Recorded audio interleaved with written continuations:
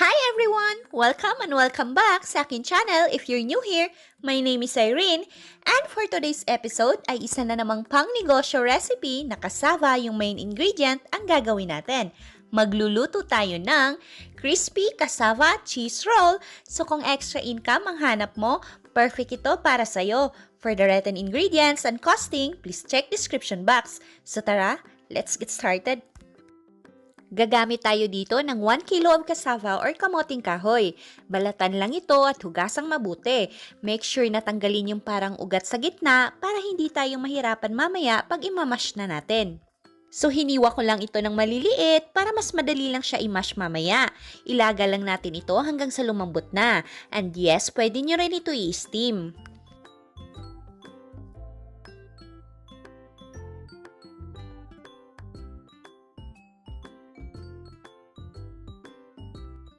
Once na malambot na, hanguin lang natin ito, din i-mash natin gamit ang whisk or tinidor.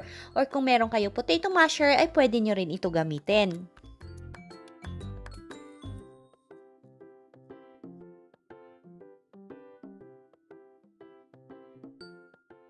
After natin ito i-mash, mag-add tayo ng 1 small size egg, 3/4 cup of white sugar, adjust according to your taste. Kung okay na sa inyo yung natural sweetness ng cassava, ay huwag na kayo mag-add, nasa sa inyo yan. Then add in 1/4 cup of powdered milk.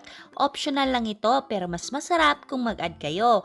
Then haluin lang ito mabuti, mas maganda kung kamay ang gamitin natin sa paghalo para mas ma-incorporate natin mabuti yung mga ingredients. And guys, ito ay ginawa ko for family consumption lamang, kaya hindi na ako nag-add ng all-purpose flour or harina dito. Pero kung ito ay gagawin yung pangbenta, pwede kayo mag-add ng harina as extender para mas marami yung magagawa nyo. Sa 1 kilo, pwede kayo mag-add ng up to 3 cups na flour, then add lang kayo ng water or milk. Gradual lang yung pag-add nyo hanggang sa makuha nyo yung parang dough na consistency. Once na na-mix nyo na mabuti, ay pwede na tayo mag-assemble.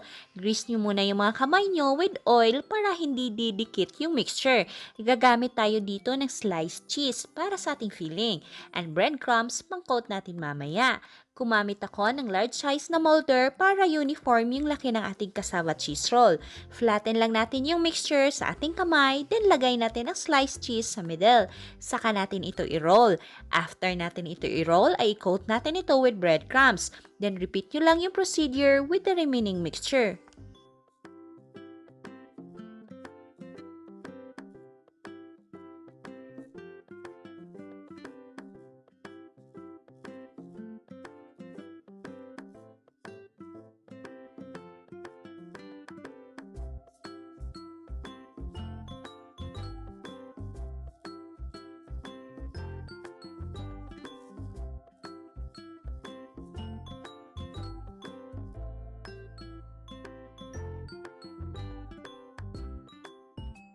Now, let's proceed naman sa frying.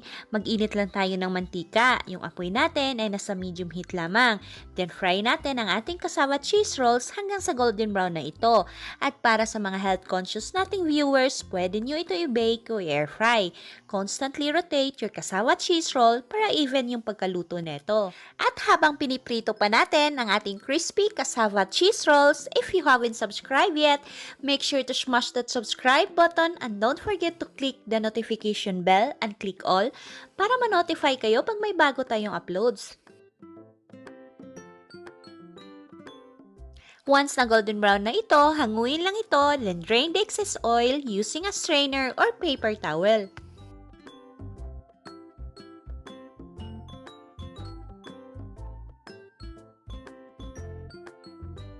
And ready to serve na at pwede na ibenta ang ating crispy cassava cheese rolls. Simpleng merienda para sa pamilya na patok ding pangbenta. Pwede nyo ito gawin sa gabi, tas lagay nyo lang sa chiller nyo. Kinabukasan nyo na i-coat ng breadcrumbs pag ipiprito nyo na. At para sa ating shoutout portion, mega shoutout sa Team Patalsik, talsik ng mantika. To Ailis Love, Cravings, Strawberry Jerry, Joy Nerit, Foodie Reyna, Shamay Tan, Krish Kusina, Team's Homemade Recipes, Simple Bakes, Chat-Charap, Kusina ni Angel, at syempre ang manay ng lahat, Manay Mel ang madiscarding nanay. Mega shoutout na rin to Ka Chris, Bonsai and Hobbies. I personally recommend this channel sa mga mahilig sa bonsai o sa mga gusto matuto paano mag-bonsai. Guys, you have to check out this channel. Di masasayang ang oras nyo. Nakaka-amaze sa mga creations niya. Shoutout na rin to Marianne Logan, Diana Rose Fabruada, Mimi's House, Daisy Peralta, Magim or Majim Balagtas, and to Abby Kate Sanchez. Thanks for watching! Okay, disclaimer lang muna tayo. Yung presyo ng mga ingredients na ilalagay ko sa description box ay pwedeng magkakaiba, depende kung gaano kadami ang binili at kung saan binili. Sa retail price ng ating crispy cassava cheese rolls ay pwede nyo dagdagan o bawasan depende sa ginastos nyo. Sana ay nakatulong to video na to at nabigyan kayo ng idea paano kumita gamit ang maliit na puhunan lamang.